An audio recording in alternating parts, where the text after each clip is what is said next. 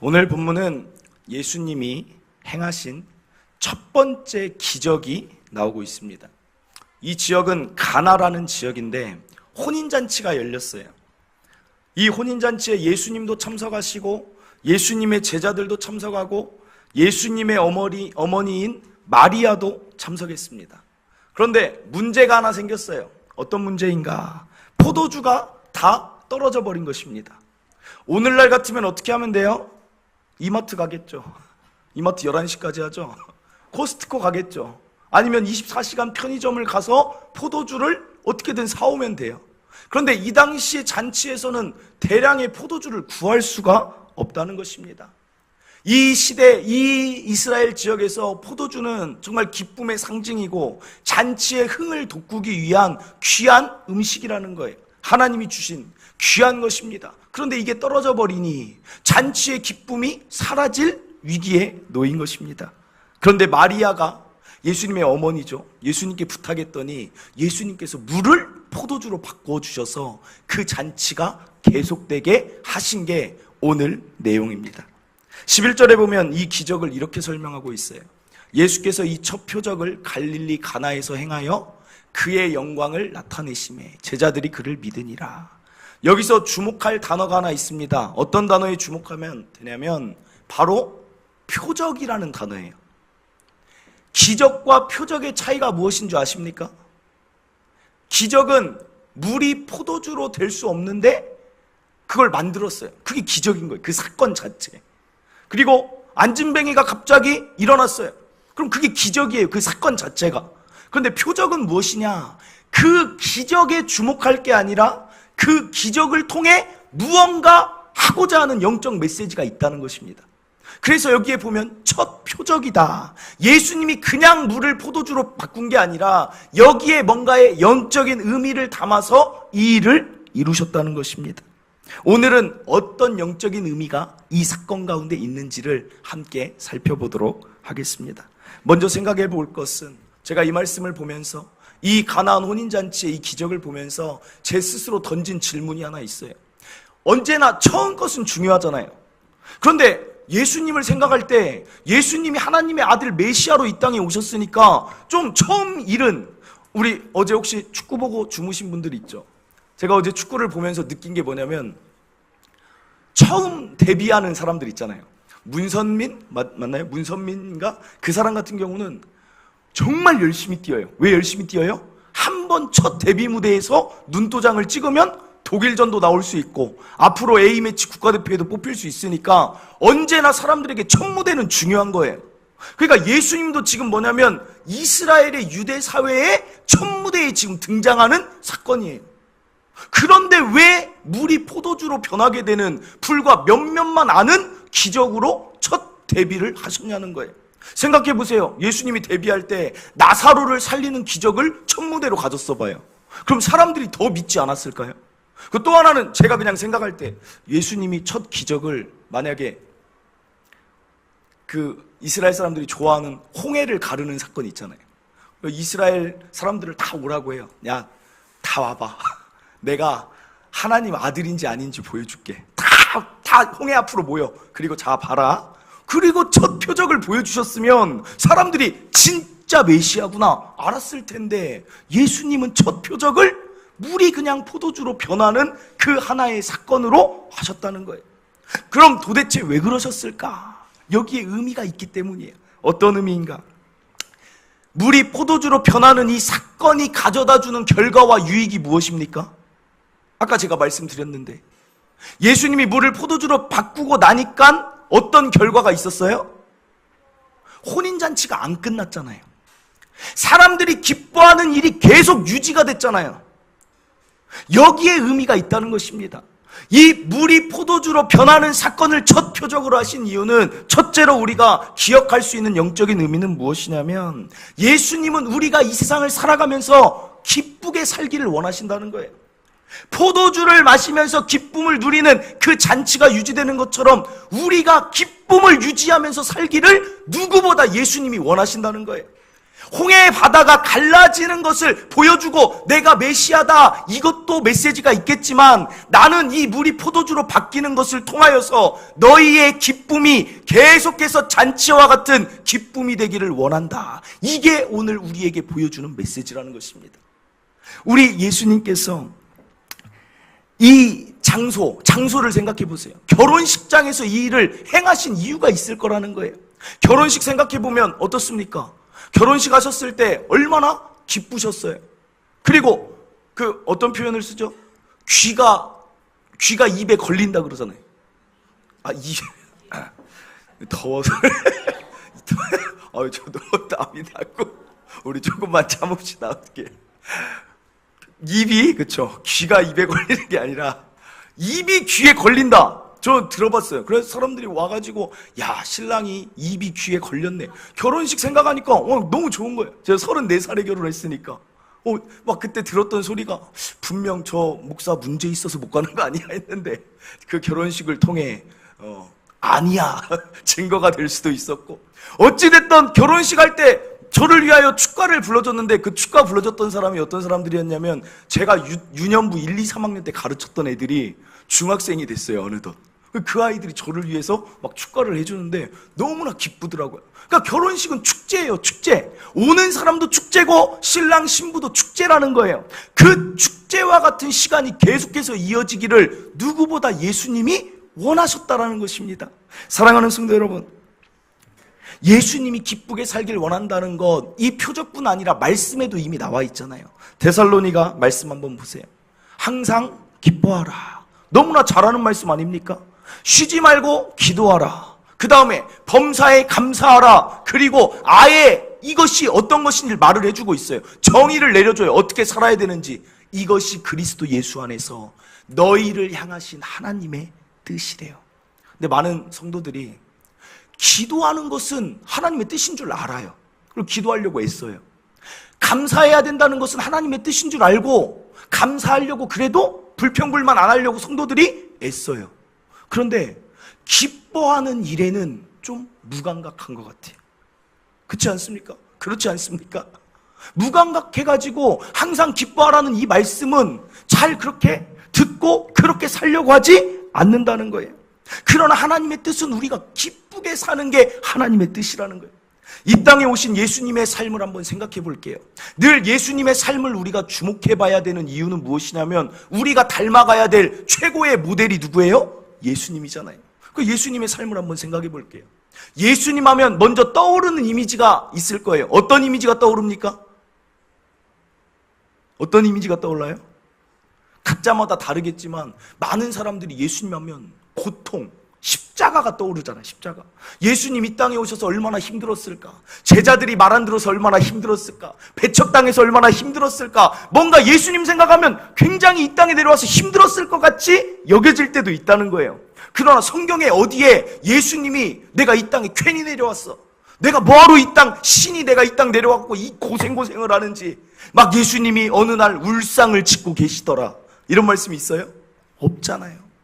예수님의 삶을 보면 어떤 삶이었냐면 그분의 삶이 기쁨 그 자체였다는 거예요. 어딜 보면 알 수 있느냐? 예수님이 이 땅에 와서 하신 일이 무엇입니까? 하나님께 기도만 한다고 성전에서 기도만 하고 있지 않았어요.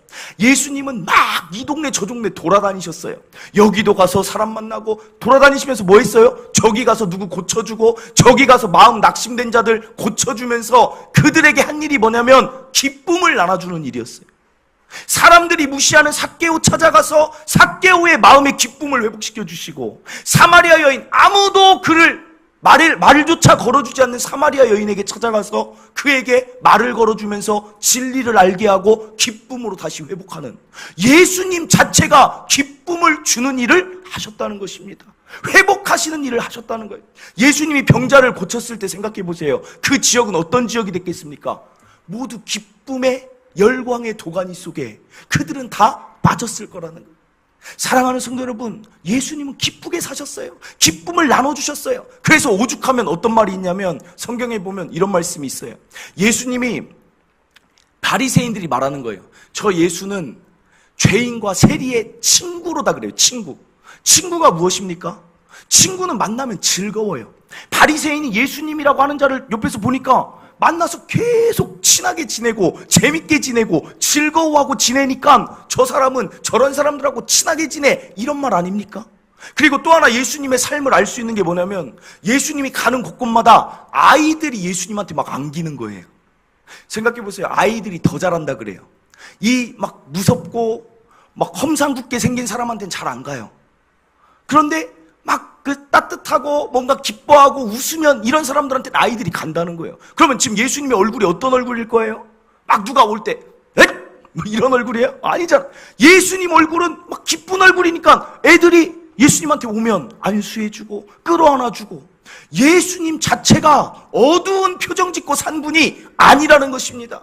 고난 주간에도 제가 말씀드렸죠. 예수님의 십자가 고난이지만 저는 그 뒷면에 예수님의 기쁨도 그 십자가에 담겨 있을 거라 생각해요. 어떤 기쁨입니까? 십자가에 달리는 그 고난에 있지만 예수님은 생각했을 거예요. 그래, 이것만 지나고 나면 이제 이 인류가 죄에서 구원받을 거예요. 드디어 다 이루었다. 그날이 너희들에게 얼마 남지 않았다. 저는 마지막에 돌아가실 때 다 이루었다 하면서 회심의 기쁨에 미소를 짓고 돌아가시진 않았을까? 그분의 삶은 기쁨 그 자체였다는 것입니다. 사랑하는 성도 여러분, 기쁨, 예수님 닮아가야 되는데 왜 저와 여러분은 기쁨을 잃어버리십니까? 제가 질문 하나 드릴게요. 여러분의 삶이 기쁘십니까? 옆 사람 한번 물어보세요. 기쁘십니까? 두 사람 정도 기쁨을 누리고, 오늘 뭐 집에서 별일 없으셨죠? 기뻐하는 게 하나님 뜻이라는데, 예수님도 기쁘게 사셨는데 기뻐하지 않고 사는 게 때로는 우리의 모습이라는 거예요. 어떤 사람은 이 질문을 하면서 혹시라도 이런 생각할 수 있어요. 어떤 생각? 참, 목사님이 뭘 모르신다. 지금 내 상황이 어떤데 기뻐하라고 그러냐. 지금 내가 안 풀려가지고 내가 답답해 미치겠는데 기쁨이 웬 말이야. 아주 그냥 속상해, 속 터져 죽겠는데 뭘 기뻐하라는 거야 라고 저에게 반문하는 자도 있을 수 있겠습니다. 그러나 제가 기쁨에 대해서 정말 묵상하면서 깨달은 건 뭐냐면, 기쁨은 상황하고 상관이 없다는 거예요. 무슨 말이냐? 기쁨은 내가 선택할 수 있는 거라니까요. 그러니까 하나님이 기뻐하라고 명령할 수 있는 거잖아요. 내가 기쁨의 상황을 내가 만들어갈 수 있다니까요. 물론 하나님이 우리의 상황을 기쁘게 인도하시지만 하나님이 풀어주지 않아도 내가 이미 하나님께 받은 달란트와 내가 지금까지 가진 것들을 가지고 얼마든지 기쁘게 살 수 있다는 것입니다. 예를 들어드릴게요. 바울을 보세요. 바울 감옥에 갇혔어요. 복음 전하다 갇혔어요. 기뻐해야 됩니까? 슬퍼해야 됩니까? 감옥에 갇혔다니까요. 자유가 박탈됐어요. 기뻐해야 돼요? 슬퍼해야 돼요? 기뻐해야 돼요? 감옥에 한번 가둬볼까요? 슬퍼할 일인데 바울이 슬퍼합니까? 빌립보서에 보면 뭐라고 얘기해요? 바울이 이렇게 얘기해요. 너희들 빌립보 교회 교인들이 성장하는 걸 들으니까 내가 기쁘다. 교회가 잘 세워지는 걸 보니까 내가 기쁘다. 나를 위해 그래도 신경 써주고 사랑해주는 사람이 있으니까 나는 기쁘다라고 기쁨을 선택해요. 감옥에 갇혀서 나는 슬퍼, 감옥에 갇혀서 나는 억울해, 감옥에 갇혀서 못 살겠어라고 생각할 수도 있지만 이쪽을 아예 배제하는 거예요. 나에게 지금 기쁜 건 이거야라고 그걸 붙잡는다는 거예요. 그러면 바울은 기뻐해요. 그래서 뭐라고 얘기해요? 기뻐하라. 내가 다시 말하노니 기뻐하라라고 우리에게 말하고 있지 않습니까? 또 하나 제가 정말 잘 챙겨보는 프로그램이 하나 있어요. 그게 뭐냐면 미운 우리 새끼라는 프로그램이에요. 혹시 보시는 분도 있겠지만 제가 그걸 보면서 정말 눈길이 가는 가수가 하나 있었는데 그게 누구냐면 이상민이라는 가수예요. 이상민 아시죠? 눌라 그 다들 해봤잖아요. 예전에 천사를 샤바샤바 저만 했어요? 샤바샤바 안 하셨어요? 눌라? 나 진짜 맨날 나만 이상한 사람 같지. 샤바샤바 다 이거 때렸잖아요. 엉덩이 때리면서 막 샤바샤바 막 온 국민의 열풍이었잖아요. 그래요. 아무튼 최고 가수가 있었어요. 옛날 이야기 하듯이 말할게요. 그런데 그 최고 가수가 어떻게 됐냐면 인기가 뚝 떨어졌어요. 돈이 다 없어졌어요. 빚이 너무나 많아요. 그냥 가진 걸 잃은 게 아니라 거기에 빚까지 졌어요. 그러니까 제가 그 사람이 나온다고 할 때 제 머릿속에 어떤 생각을 했겠어요? 야, 이 사람의 삶이 얼마나 힘들까? 얼마나 우울할까? 얼마나 상처가 많을까? 그렇게 하고 봤어요. 아니나 다를까? 실제 그래요. 핸드폰을 못 바꾼대요. 뭐 신용 불량자 뭐 이런 것 때문에 못 바꾸고 신용카드가 없어요, 아예. 그리고 자기가 방송에서 번 돈 출연료는 다 그냥 그 빚진 사람한테 그냥 자동으로 송금이 돼요. 그러니까 수중에 가진 돈이 없는 거예요. 그러니까 실제로 정말 불우하게 살 줄 알았는데 보니까 이 사람이 어떻게 사냐면 기쁨을 선택하며 살 줄 알더라고요. 맛있는 거를, 비싼 거를 자기가 나가서 못 먹지만 갑자기 이 사람이 시장으로 막 가요. 어디 수산시장을 가더니 뭘 가져오냐면 생선 머리를 한 4,000원 주고 사오더라고요. 그래서 자기가 예전에 일식집한 경험이 있대요. 그러더니 그 생선 그 머리를 막 레시피로 막 엄청 요리를 잘해요. 그래가지고 오븐에 넣고 그 사람은 막 겨자도 생겨자를 가지고 다니고 소금도 히말라야 핑크 소금을 가지고 다녀요. 그 자리에서 직접 갈아서 먹어요, 막. 아니, 이 사람이 우울할 줄 알았어요. 맛있는 거 못 먹어서 돈이 없어서 우울할 줄 알았는데 이 사람은 어떻게 해요? 그것을 음식을 다 꺼내더니 야, 역시 생선은 어두육미야. 막 혼자 그걸 너무 맛있게 먹는 거야. 역시 볼살이야. 막. 기쁨을 선택하는 거 아닙니까? 이삿짐 도와주러 가요. 어떤 사람 집이 없어요? 그럼 남의 집 가고 싶어요, 솔직히? 집이 없는 사람, 남의 집이 너무 잘 살아요. 그러면 가기도 싫어, 안 가, 안 물 거야. 이럴 수 있지만 이상민은 그냥 가요. 가서 이삿짐도 도와주고 베풀고 거기서 함께 또 이야기 나누고 기뻐하고 사는 거예요. 그리고 집에 사람들을 자기 집이 아니어도 많이 초대해요. 빚이 있고 많이 힘들어서 대인기피증 걸린 게 아니라 그냥 기쁘게 사람들 초대하면서 이야기하면서 그래, 내가 지금 힘들지만 나 버텨낼 수 있어 라고 자꾸만 기쁨을 선택하니까 그자의 삶이 우울해 보이지가 않는다는 거예요. 그래서 제가 하나 깜짝 놀란 게, 그 사람 보면서 놀란 게 뭐냐면 그 사람이 여행을 가기 시작합니다. 일본으로 여행 간다고 예고편이 나왔어요. 그래서 제가 그걸 보고 그래, 그럼 그렇지. 역시 방송은 겉하고 속하고 달라. 분명히 저렇게 자기 돈 놀러 갈 거는 다 여기 있으니까 일본 가는 거 아니야? 제가 이렇게 생각했어요. 근데 딱 그 장면이 나왔는데 그자가 어떻게 일본을 가냐면 배 타고 일본을 가요. 근데 그 배가 엄청 싼 배예요. 도대체 그걸 어디서 알아냈는지. 왕복이 얼마인 줄 아세요? 일본 왕복? 그러니까 그 배가 싼 이유가 뭐냐면 저녁 7시에 그 배에 들어가 있어야 돼요. 왜냐면 7시 넘으면 그 선원들이 퇴근을 해서 7시에 들어가면 10시 반에 출발해서 그 다음날 7시 반에 후쿠오카에 도착하는 배예요. 그거를 끊어가지고 가는 거예요. 이 왕복 뱃삭이 얼마냐면 59,000원밖에 안 해요. 59,000원짜리 특가가 나왔을 때 그것을 어떻게 알고, 한마디로 초호화 패키지 여행만 가야, 초호화 뭔가 코스가 있어야 기쁨이 오는 게 아니라는 거예요. 계속 같이 가는 사람한테 야, 59,000원에 일본을 여행 갔다 오는 거 이거 진짜 대박이지 않냐? 기쁨을 계속해서 자기 삶에 선택하는 삶을 살더라는 것입니다. 사랑하는 성도 여러분, 일반 사람들도 그렇게 사는데 이미 하나님께 구원받았죠. 이미 하나님께 받을 거 다 받았죠. 그래도 이 건강한 몸 주셨죠. 이렇게 정말 좋은 그래도 가정 만나게끔 하셨죠. 그런데 우리가 왜 기뻐하지 못하냐는 것입니까? 왜 상황이 풀리면 나는 기뻐할 거냐, 이렇게 생각을 하시냐는 거예요. 내가 기쁨을 선택해서 만들어갈 수 있다는 거예요. 여러분이 기쁨을 선택하는 생각을 가지세요. 여러분들이 기쁨을 선택하는 마음을 가지세요. 여러분이 기쁨을 선택하는 행동을 하시면 기쁨은 나에게 찾아온다라는 사실입니다. 사랑하는 성도 여러분, 저는 이 부분에 있어서는 조금 자신이 있어요. 저는 그냥 어렸을 때부터 그냥 제 DNA가 기쁨의 DNA가 좀 있나 봐요. 왜냐면 저는 만약에 교회에서 뭐 어디를 간다, 중학교 때 수련회를 간다 그러면 어떤 애들은 막 그래요. 또 뭐 수련회 또 어디 가고 막 오늘처럼 거기 가면 여름에 덥고 어쩌고 그래요. 근데 저는 야, 수련회 재밌겠다. 그냥 생각이 그냥 그렇게 딱 돼요. 와, 진짜 재밌겠다. 이번엔 또 다른 데 가네. 막 일정표 보면서 물놀이도 있어. 와, 막 혼자 교회에서 크리스마스 끝나고 온라인 하자. 야, 온라인 무슨 게임 할까? 재밌겠다. 근데 보니까 간식이 피자야. 밤에 피자. 와, 피자 진짜 맛있겠다. 새벽에 먹는 피자. 막 그냥 생각해보세요. 똑같은 상황인데 어떤 애들은 그냥 기쁨이 없어.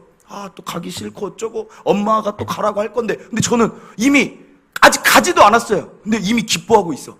진짜 와 재밌겠다. 다르잖아요. 이게 기쁨을 선택하는 거라니. 요즘도 마찬가지예요. 교회를 개척할 때도 마찬가지예요. 어떤 사람들은 그냥 물어보는 게 그거예요. 교회가 개척하는 게 힘들다는데 힘들지 않을까? 그런 얘기를 하는데 저는 이상하게 힘들다는 얘기는 잘 안 들려요. 이쪽으로 막 좀 흘러가는 게 있나 봐요.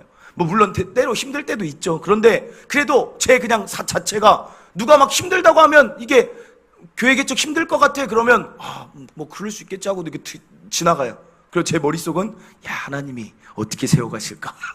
그리고 어떤 성도를 만나게 될까? 여기에 성도들 아무도 없었을 때도 그냥 여기 보면서 저는 여기 누가 앉아있을 건데 누가 앉아있을까? 그냥 기쁨이 막 넘친다니까요. 그냥 내가 기쁨의 모습을 선택하며 살아갈 수 있다라는 사실입니다. 제가 에버랜드 갈 때도 사람들이 저한테 그러더라고요. 목사님이 제일 기뻐 보여요. 좀 기뻤어요. 에버랜드 토요일날 그래 전도 나가야 되는데 이건 교회 행사니까 가야잖아요.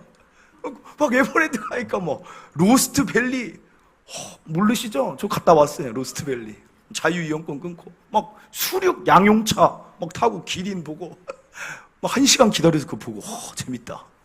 뭐 뮤지컬 한대요. 막 재밌다. 그냥 그렇게 기쁘게 살아가도록 내 머릿속을 만들어 가는 것입니다. 그리고 이 사역할 때도 제가 가장 기쁠 때가 있어요. 가장 기쁠 때가 언제냐면 성도들하고 식사할 때, 성도들하고 밥 먹으러 갈 때가 너무 기뻐요. 밥 먹으러 갈 때 제가 미리 맛집을 저는 꼭 이렇게 정해놔요. 몇 개 한 3가지를 정해놓고 어떤 성도한테 물어봐요. 어디 가고 싶으세요? 그런데 여기서 진짜 기쁠 때 그 성도가 그래요. 목사님 거기 말고 여기 더 맛있는 데 있어요. 진짜 기쁘다. 내가 몰랐던 새로운 맛집을 내가 가게 되다니. 막 가면 진짜 맛있어요. 진짜 그때 뭐 집사님이 알려준 막 부대찌개집 막 기가 막히다. 막 그게 맛있는, 그게 비싸고 좋고가 문제가 아니라 새로운 곳에 가는 것도 나에게 기쁨을 줄 수 있다는 것입니다. 사랑하는 성도 여러분, 여러분의 일상의 삶에 기쁨을 부여해 보세요. 나의 삶에 있는 하나하나 순간 만나는 사람, 이 사람이 나를 만나니까 기쁘다. 내가 오늘 일어나서 직장을 갈 때도 다 풀이 죽어가지고 오늘 하루도 길겠다. 오늘 하루 어떻게 버티냐. 학교를 갈 때도 오늘 이 학교에서 내가 이거 어떻게 하냐가 아니라 생각해 보세요. 저는 지하철 타는 걸 굉장히 싫어해요. 왜냐하면 지하철 타면 그들의 그 힘듦이 나한테도 막 너무 전달이 돼서 싫어요. 지하철 타면 죄송한 표현이지만 다들 병든 닭 같아.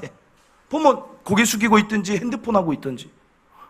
너무 힘드니까 그러지만 솔직하게 말해볼게요. 이 세상에 안 힘든 사람 있습니까? 이 세상에 어깨 안 뭉친 사람 있어요? 다 힘들어요. 다 힘든데 다 힘든 거를 표현하고 사는 사람이 있고, 나는 이렇게 힘들어라고 내색하고 사는 사람이 있고, 힘든데 기쁨을 선택하는 자들이 있다는 것입니다. 하나님은 저와 여러분이 힘들어도 기쁨을 선택하길 원한다는 거예요. 그 힘든 표정, 내가 세상에서 제일 힘들어, 그 표정 짓지 말라는 거예요. 그냥 기쁜 표정을 짓다 보면 기쁨도 와요. 기쁜 마음을 계속 먹으면 기쁨이 온다는 거 오늘 제발 기억하시기를 바랍니다.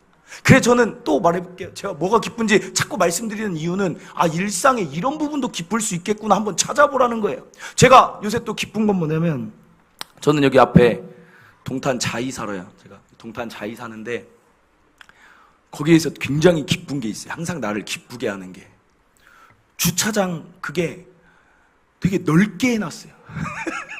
뭐냐면 다른 데 요새 되게 좁게 해놓잖아요. 그럼 차 대고 나면 어떻게 해야 돼요? 문 약간 열어가지고 막 내려야 하잖아요. 내 몸은 힘들어요. 그거 내리기가 힘들어요. 근데 자이는 이게 공간이 넓은 거예요. 그러니까 내리기가 너무 좋아요. 그래서 집에 들어가면 이거 열고 나갈 때 이미 기뻐. 역시 자이는 이건 정말 좋다. 아침에 출근할 때 차문 열면서 이거 진짜 잘했다. 막 거기서도 기쁨을 얻는. 제가 이 성전 보면서 뭘 기뻐하는 줄 아십니까? 제가 한 번씩 저 혼자 이럴 때가 있어요. 교회에서 뭐 준비할 거 하고 집에 가기 전에 꼭 여기 와서 기도를 하다가 성전에 불을 다 꺼 있는 상태에서 계속 이렇게 쳐다볼 때가 있어요. 왜냐면 그냥 성전이 불 꺼 있는 상태에서 만약에 이 십자가만 딱 켜놓으면 좀 그렇게 우리 성전은 그냥 제 느낌인지 몰라도 성전이 그냥 이렇게 좀 상가교회지만 돔처럼 이렇게 돼가지고 그냥 저 혼자 되게 우리 교회 이렇게 아늑하고 이렇게 좋지, 마치 하나님이 이렇게 안아주시는 느낌처럼 막 따뜻한 거예요. 그러다가 불을 딱 켜면 또 이 성전이 이렇게 화사해. 그래서 혼자 불을 켰다가 화사하다. 불을 딱 꺼요. 와, 그윽하다. 그래요. 남들이 보면 저 사람 뭐 또라이 아니야 이럴 수 있지만 그냥 좋아요. 감사하고, 이 십자가 봐도 감사하고 기쁘고. 여러분, 기쁨을 만들어내세요. 기쁨을 선택하세요. 이미 다 주셨는데 왜 기쁨을 누리지 못합니까? 남들보다 그래도 있을 만한 돈은 있잖아요. 남들보다 그래도 살아갈 수 있는 건강이 있잖아요. 남들보다 그래도 하나님이 많은 걸로 채워주셨잖아요. 그런데 왜 기뻐하지 못하냐고요. 항상 기뻐하라. 이것은 명령이니까 순종해 보세요. 나는 이제부터 기쁨을 선택하리라. 내 삶의 기쁨의 조건들을 찾아내는 저와 여러분이 되시기를 간절히 바랍니다. 둘째로 한 가지만 짧게, 너무 더우니까 아주 짧게 살펴볼게요. 3절에 보니까 포도주가 떨어졌대요. 예수의 어머니가 마리아가 포도주가 떨어진 이 상황을 저들에게 포도주가 없다라고 말하면서 예수님께 말하고 있어요. 이 말은 무엇입니까? 구하는 거잖아요. 구하는 거. 그랬더니 예수님이 뭐라고 얘기하냐면 거절을 하세요. 예수께서 이르시되 여자여 나와 무슨 상관이 있나이까? 내 때가 아직 이르지 아니하였나이다. 거절이에요. 내 때가 아니니까 나는 못하겠다는 거예요. 그런데 5절에 뭐냐면 마리아가 어떻게 하냐면 하인들에게 너희에게 무슨 말씀을 하시든지 그대로 하라. 이 말은 다시 구하는 거예요. 예수님이 해주실 거니까 다시 해. 예수님의 때가 아닌데도 구하니까 들어주신다는 거예요. 결국은 물이 포도주로 바뀐다는 거예요. 사랑하는 성도 여러분, 때에 관한 설교를 제가 예전에 했어요. 아무리 구해도 하나님의 때가 아니면 아직 안 된다. 그런데 어떤 사람은 이걸 이용합니다. 어떻게 이용해요? 하나님 때가 아니어서 안 되나 봐 하고 구하지도 않아요. 그러면 그 삶은 아무것도 이루어지지 않는다는 거예요. 마리아가 오늘 구하지 않았으면 물이 포도주로 변화될 일이 없고 혼인잔치는 끝났다는 거예요, 그냥. 그런데 그래도 구해보니까 예수님이 들어주시니까 물이 포도주로 바뀌잖아요. 이게 영적인 의미라는 거예요. 너희들도 구하라는 거예요. 내 때가 아니라 할지라도 구하면 내가 들어줄 테니까 내 때를 핑계대지 말고 와서 구하라는 거예요. 사랑하는 성도 여러분, 구하세요. 마태복음 우리가 잘 아는 말씀 있잖아요. 구하라 그리하면 너희에게 주실 것이요, 찾으라 그리하면 찾아낼 것이요, 문을 두드리라 그리하면 어떻게 돼요? 열릴 것이라. 구하면 주십니다. 믿습니까? 찾으면 찾습니다. 믿습니까? 두드리면 열립니다. 믿습니까? 네.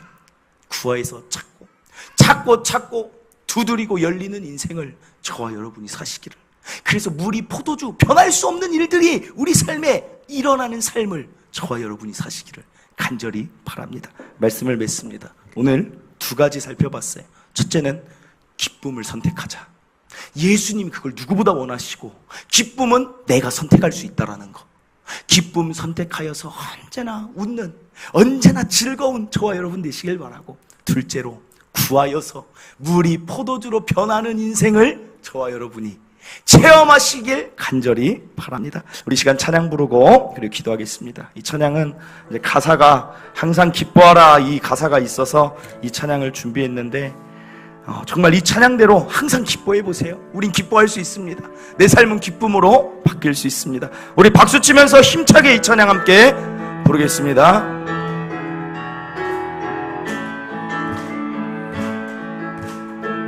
그날이 도적같이 이를 줄 너희는 모르느냐. 늘 깨어 있으라, 잠들지 말아라. 주님과 동행하. 항상 기뻐하라, 항상 기뻐하라. 쉬지 말고 기도하라. 범사에 감사하라.